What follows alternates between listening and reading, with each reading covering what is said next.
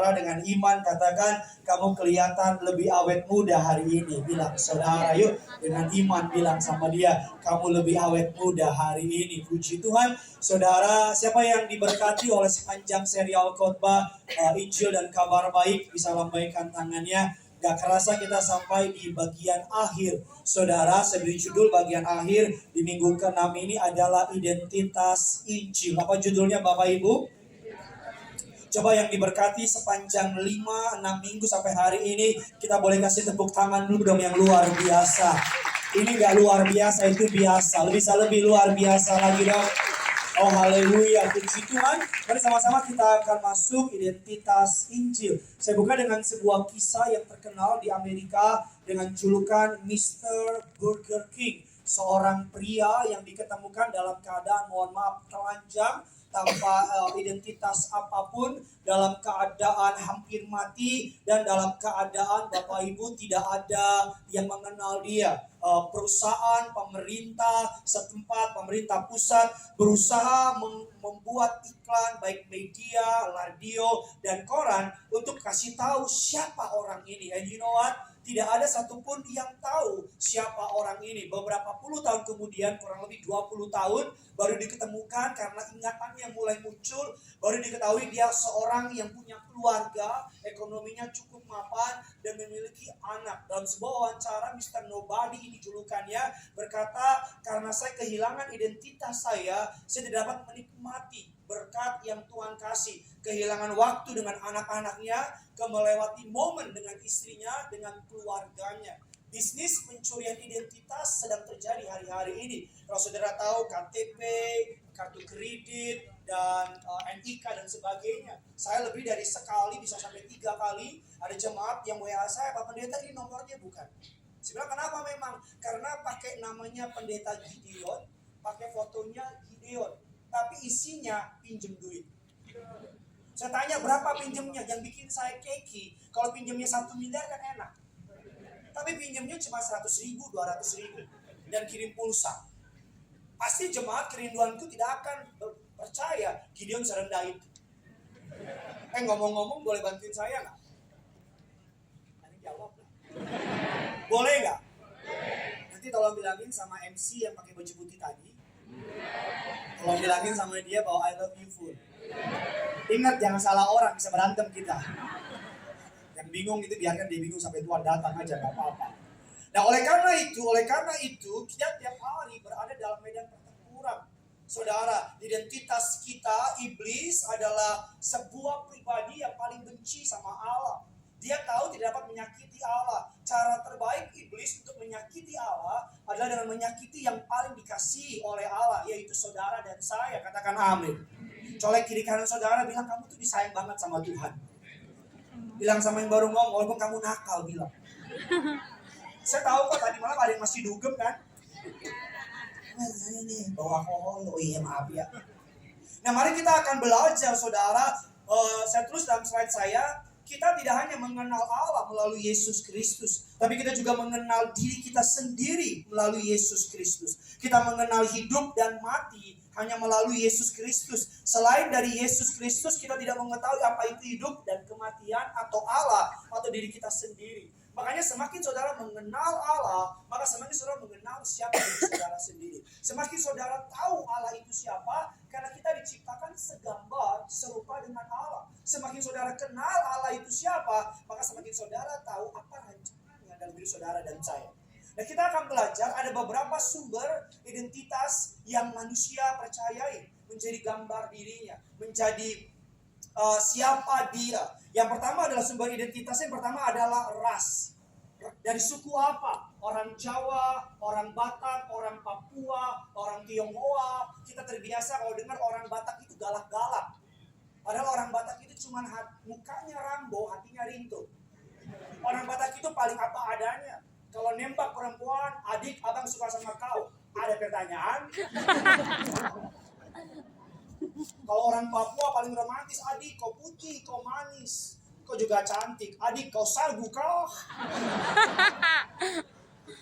Apalagi sumber identitas kita, profesi, dokter, influencer, ibu rumah tangga, lawyer. Kadang-kadang profesi kita attach sama kita. Kalau kita bekerja, kita ada acara reuni SMP. Kalau kita bekerja di oil gas company sebagai managing director. Saya yakin saudara pengen banget ikut yang namanya reuni SMP. Saudara kalau bahkan belum ditanya oil gas company, managing director. Semana Southeast Asia. Coba kalau pengangguran pasti kok nggak datang. Karena kita merasa identitas kita tergantung dengan pekerjaan kita. Berikutnya lagi, identitas kita berdasarkan intelektualitas kita. Pendidikannya apa? Oh, kalau lulusan luar negeri, PD-nya minta ampun. Tiap hari instastory. S1 di bulan, S2 Neptunus, S3 di black hole. Tenggelam dia itu. So kayaknya udah mulai nggak bisa catch sama joke saya sih saudara. Biasanya kan kita klik dari awal ini. Berikutnya adalah masalah hidup. Kalau kita pernah mengalami masa suka, masa susah, atau mungkin saudara sebagai cancer survivor, saya nggak pernah lupa di Manado ada orang bule namanya Jimmy. Dia mengalami kanker, saudara, cancer. Ada orang Manado kan suka doain orang. Orang Manado itu pengen doain. Ditanya sama dokternya, do you speak English? Little I can. Dia datang, Jimmy-nya bilang, I am cancer. Nggak usah saya sakit cancer. Karena orang Manado gak bisa bahasa Inggris, dibilang I am Gemini.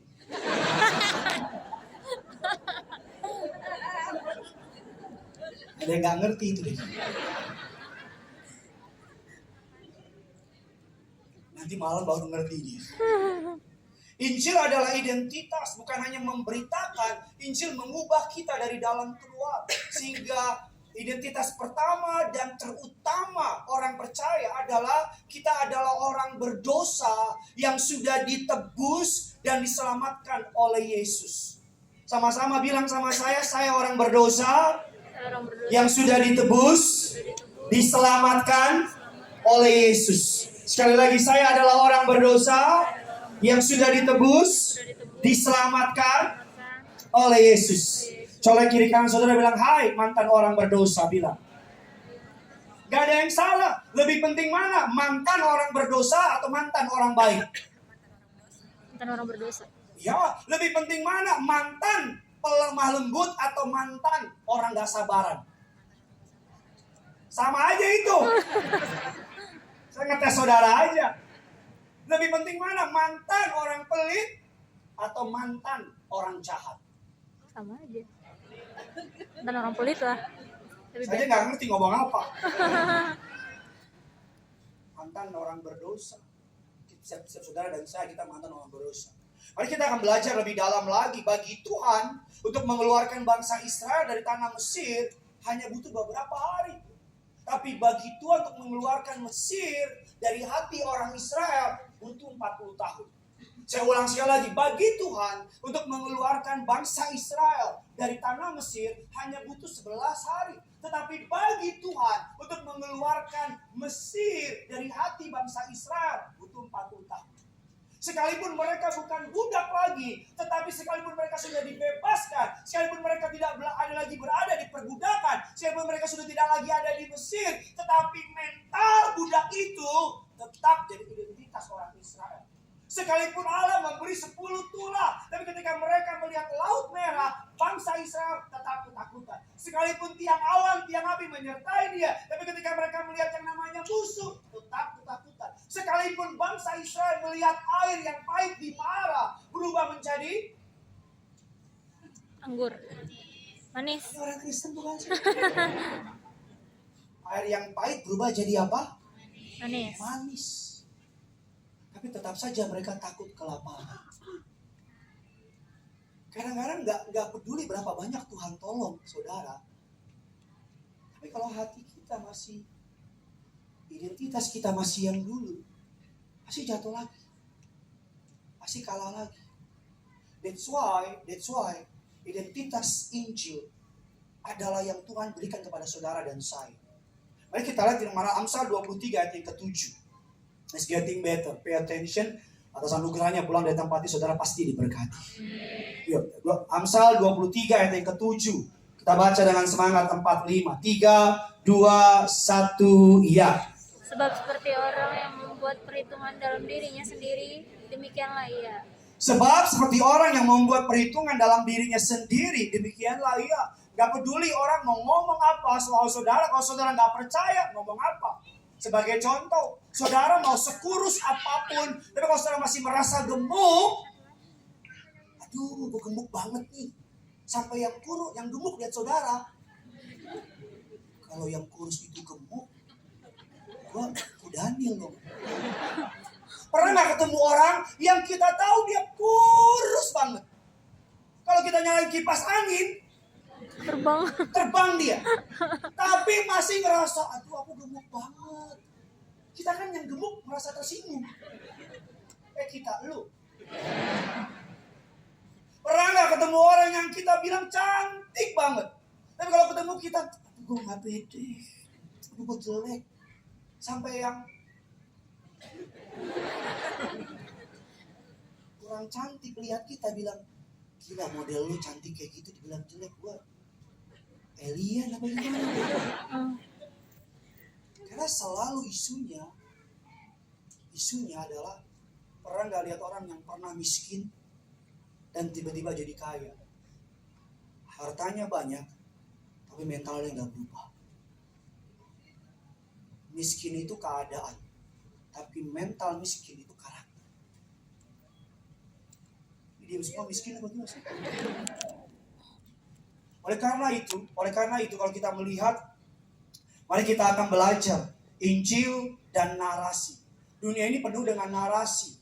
Dunia ini penuh dengan apa Bapak Ibu? Narasi dunia bilang saudara begini, narasi surga bilang saudara. Kita akan belajar lebih dalam. Mari sama-sama kita akan melihat apa identitas kita dalam Kristus Yesus Tuhan. Kejadian 1 ayat yang ke-26. Yuk sama-sama kita baca. Kerinduanku minister. 3, 2, ya.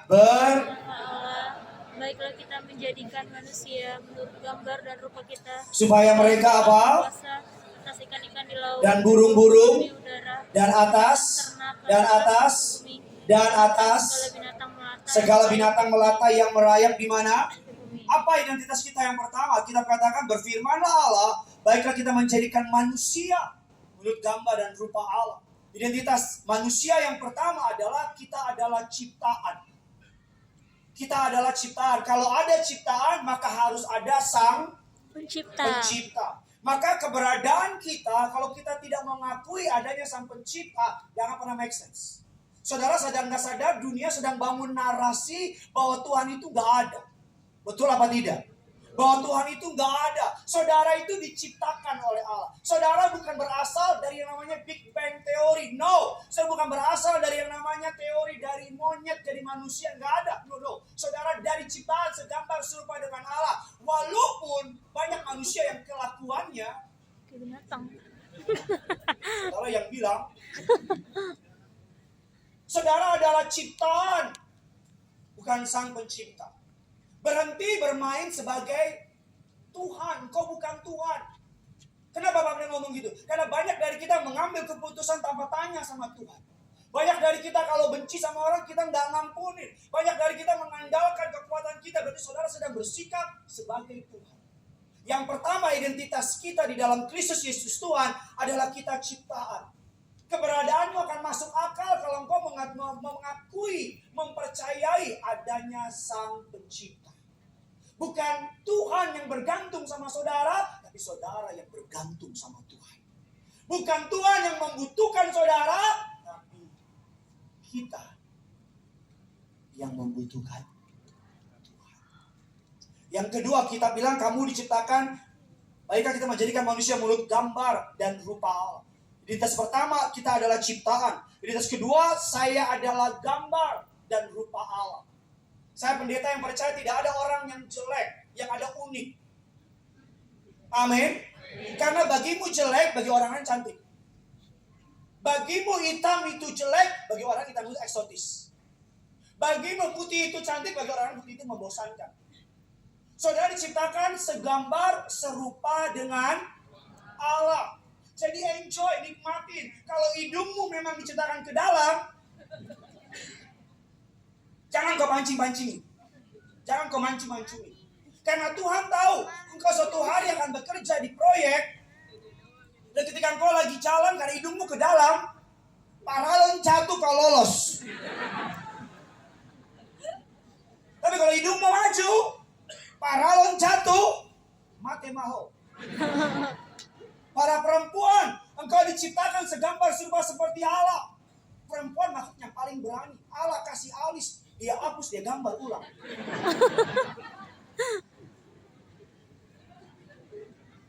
But it's okay. Tapi pegang omongan saya ke depan, plastic surgery, operasi plastik akan menjadi sebuah kebiasaan. Gak ada yang salah, tapi ketidakpuasan itu. Saudara kayak menolak khotbah hari ini, saudara. Kayaknya kok gak setuju sama khotbah saya hari ini. Ke depan, orang akan mulai terus, mohon maaf, ubah ini. Kalau memang dari sananya matamu sipit, Tuhan tahu masalah apa yang kau hadapi ke depan.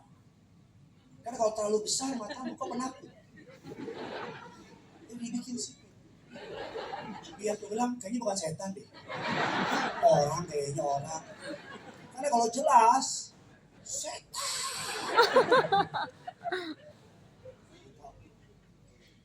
Bilang kiri kanan saudara, kamu cantik dari sananya.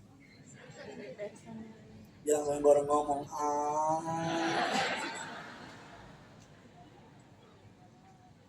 Identitas kita yang ketiga, kita katakan kita adalah makhluk penguasa. Sebagai gambar dan rupa Allah, maka kita diciptakan untuk berkuasa atas ciptaan. Hal ini menjelaskan mengapa manusia sangat ingin berkuasa. Tapi kenyataannya, kita bukan makhluk berkuasa. Burung yang flu, kita yang mati.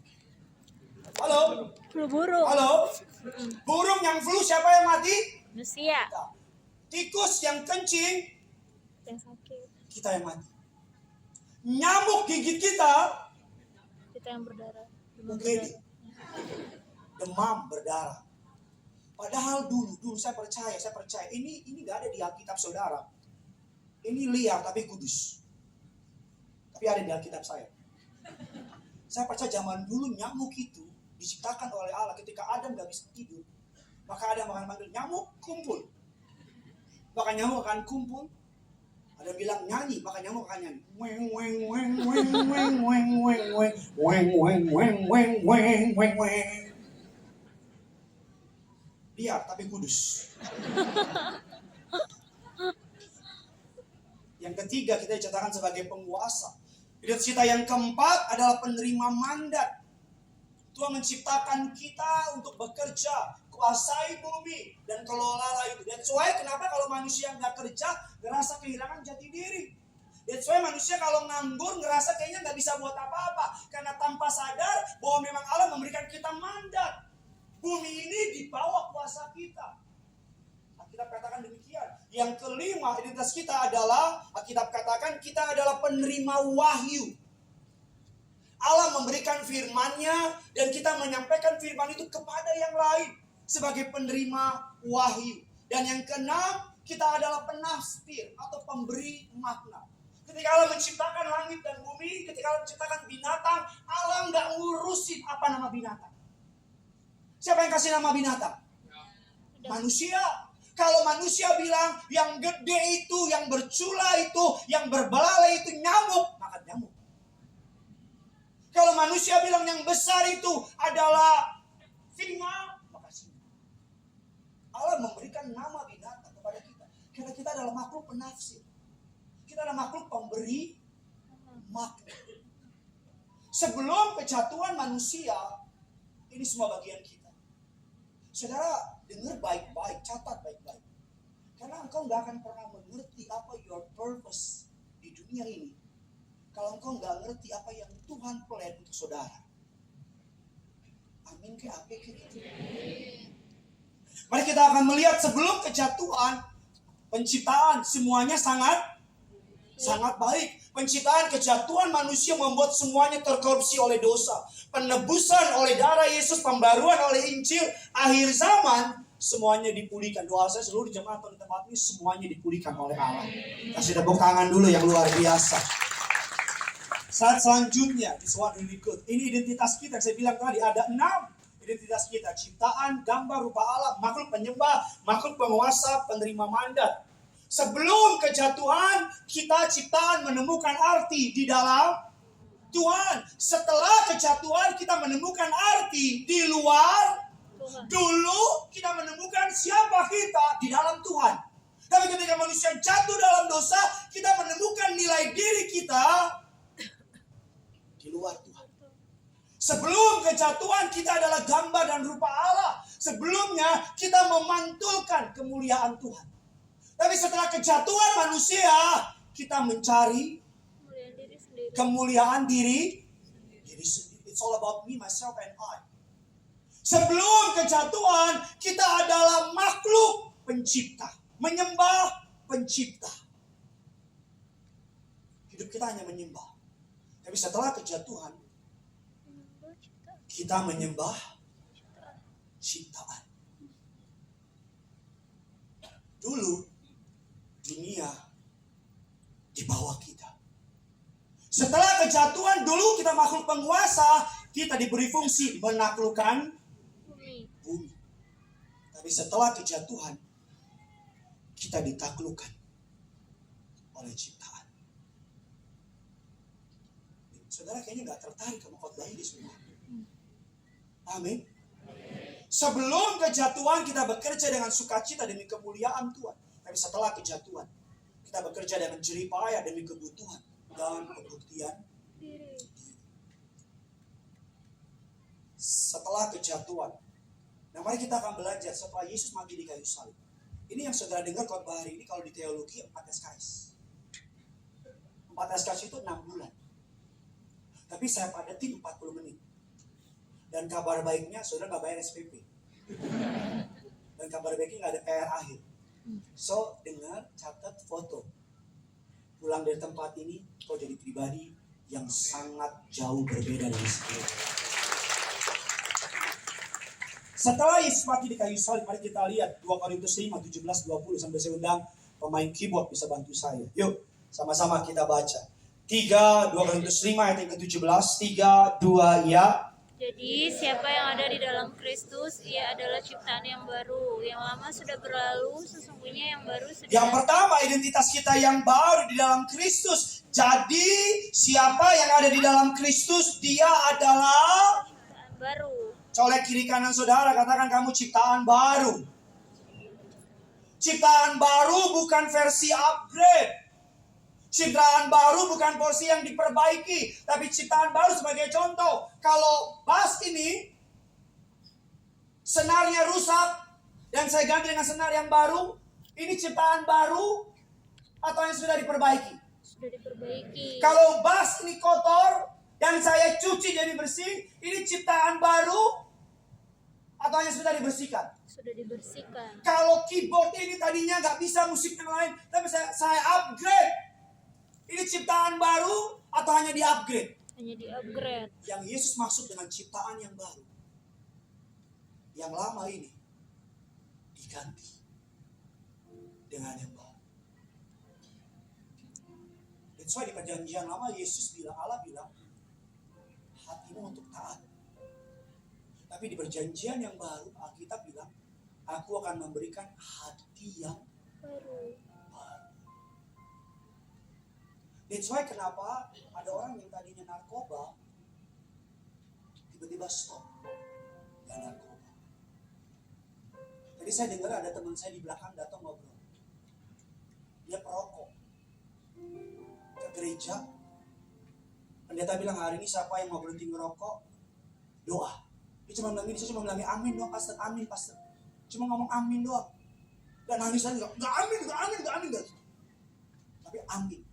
Sampai di rumah, ambil rokok, mau muntah. Ciptaan baru.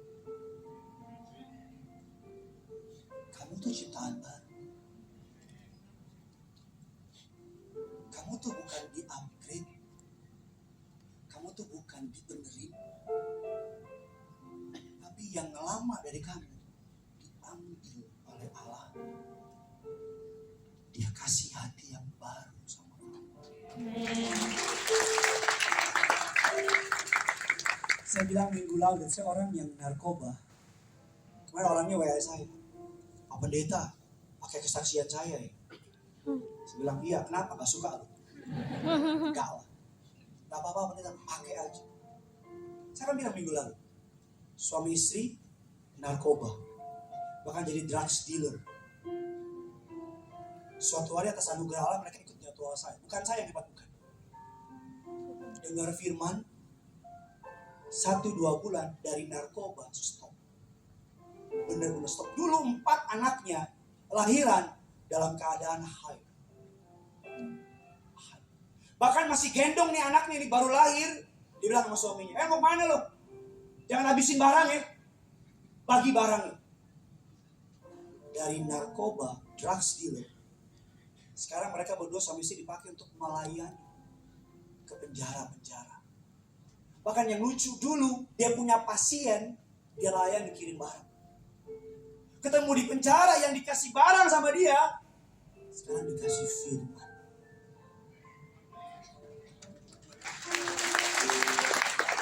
Dikasih firman. Kamu ciptaan baru. Narasi apa yang kau percaya? Dunia bilang kamu barang rusak. Tapi Tuhan bilang kamu ciptaan baru.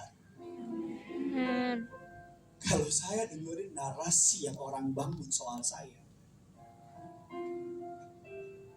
gak bunuh diri udah hebat. Halo? Kalau saya dengerin apa yang orang bayar, tulis, taruh tentang Gideon 5 juta, gak murtad aja udah puji Tuhan. Dari kecil saya biasa dengan narasi. Papanya aja ninggalin dia. Mana ada gak penting. Dari kecil saya biasa dengan narasi dunia bilang kamu orang miskin. Dari kecil saya biasa dunia kasih narasi sama saya, kasih label sama saya. Kalau saya dengerin narasi yang dunia bangun sama saya gak akan bisa. Tapi saya memilih narasi yang Alkitab bilang soal saya. Dan narasi yang Alkitab bilang, aku mengasihi kamu. Amen. Oleh darah. Yang kedua, identitas apa yang benar yang kita dengar. Yang kedua, yang pertama adalah kita ciptaan yang baru. Yang kedua adalah identitas yang kita terima. Yang kedua adalah pemberian, bukan pencapaian. Sama-sama bilang sama saya, identitas yang baru. Belum semuanya. Identitas yang baru adalah pemberian, bukan pencapaian. Sekali lagi, identitas yang baru adalah pemberian, bukan pencapaian. Pemberian, bukan pencapaian. Sekali lagi, pemberian, bukan pencapaian. Kenapa seseorang ulang? Karena kita hidup di dunia yang menuntut kita untuk mencapai identitas tertentu. Kita harus move your body. Kita harus bekerja. That's why kenapa orang pengen punya rumah di Pondok Indah. Bukan rumahnya yang mereka pengen, tapi status di Pondok Indah yang mereka pengen. Kenapa orang pengen tinggal di Pondok Indah? Tidurnya sama kok. Yang di Pondok Indah tidurnya nggak gelantungan. Yang di Pondok Indah sama yang di Pondok Rangon sama. Betul apa tidak? Kenapa orang pengen di rumah di Pondok Indah? Oke, kalau orang tanya, kamu tinggal di mana? Pondok Indah. Samping mananya, Pim? Pim? Ya, 20 km dari situ lah. Saya punya teman, rumahnya di Menteng Dalam. Kalau ketemu sama orang, saya tinggal di mana lo? Menteng. Bohong nggak? Enggak. Tapi licik iya. Kenapa orang makanya bela-belain gajinya nggak seberapa, bela-belain beli iPhone terbaru, bela-belain sampai pinjol, bela-belain sampai rela nggak makan? Karena iPhone bukan HP tapi tren. Karena HP yang baru itu menawarkan identitas yang baru. Kalau teman-teman keluarin HP, kalau iPhone-mu terbaru, karena nggak ada yang nelpon. Konnichiwa. Coba kalau HP-mu Xiaomi, atau biar gampang nih, biar gak nyinggung orang lain. Asia Huawei. Teroret. Nah kan kau angkat. HP siapa tuh? Atau setan kali. Halo. Kenapa orang beli mobil ngotot? Padahal hitungannya cocoknya naik motor. Rela, apa-apa. Pokoknya pakai iman. Beriman. Nanti Tuhan sediakan 5 roti 2 ikan. Berapa cicilan? 10 juta tiap bulan. Gaji berapa? Ya 10 juta 500. Kok bisa lah? Kan nyanyi lagi, yang membelah laut, yang bayar cicilan. Debt collector pun pergi karena kuasanya. Yang buat pinjol lupa, yang bunuh tagih utangku. Gila. Kenapa orang rela makan di mall, Starbucks, padahal udah habis tapi dibawa-bawa.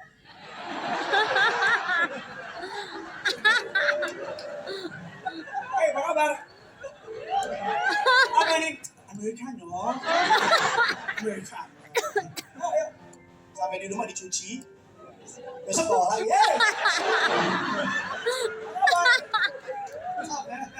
Mantap ya. Oke, berani. Halo. Saya selalu bilang sama yang konseling pernikahan, nikah kalau memang nggak ada, udah yang penting diberkatin pendeta. Sah, udah baku polo, baku ciot, ya, udah. Daripada nikah paksain foto free wed sampai dibawa lalu.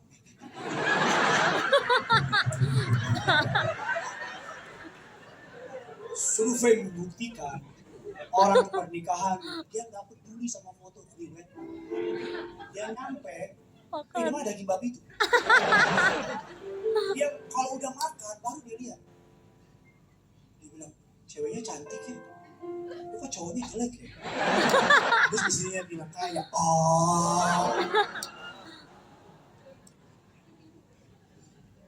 kenapa orang pakai barang branded menawarkan identitas. Sedih nggak? Sedih. Karena Yesus bilang, bukan itu identitas, tapi aku. Selama kamu nggak menang sama ini, selamanya kamu budak dari penerimaan.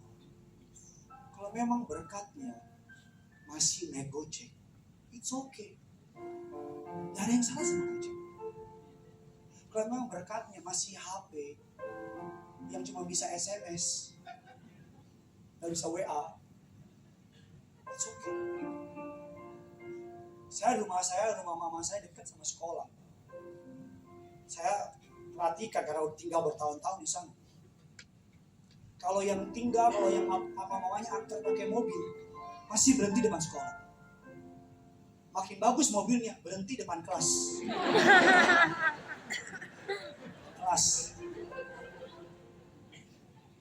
Saya nggak kurang-kurang, tapi kalau naik motor, sekolahnya di Kuningan nih, ya berhentinya di Balai Sarbi.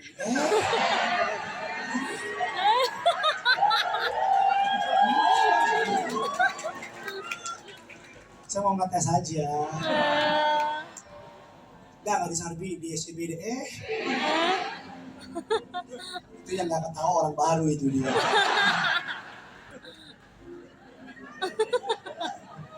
Lu kapan ikut Gideon? Baru 4 bulan. Salam senior.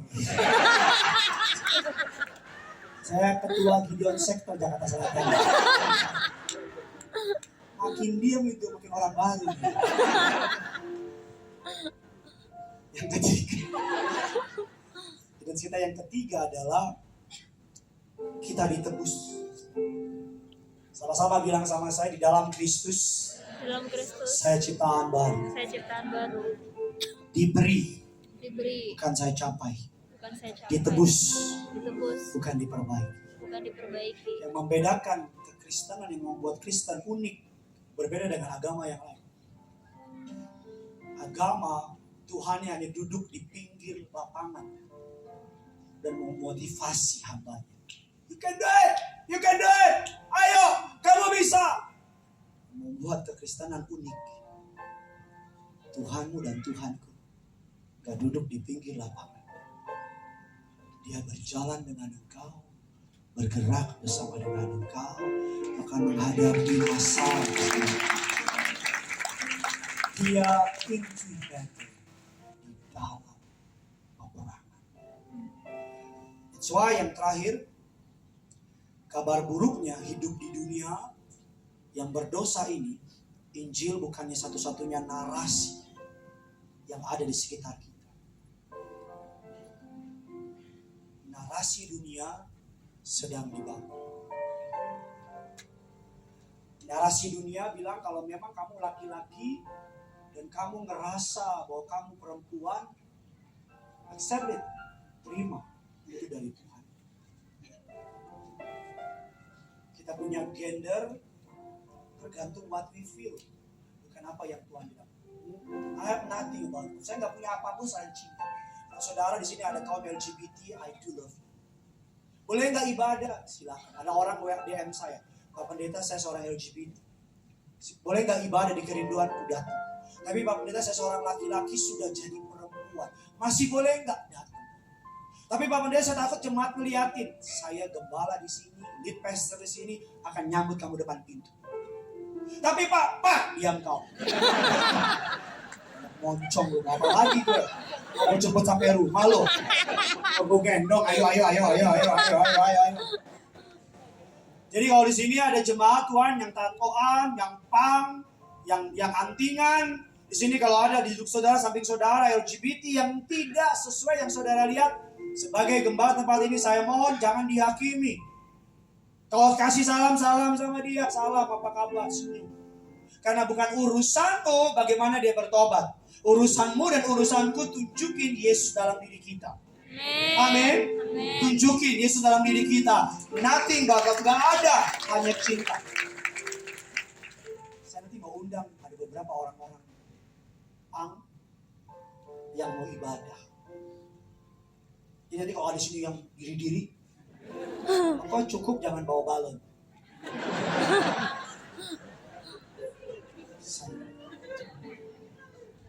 Peperangan narasi waktu saya sudah habis, bukan berarti saya mau dipanggil Tuhan, bukan.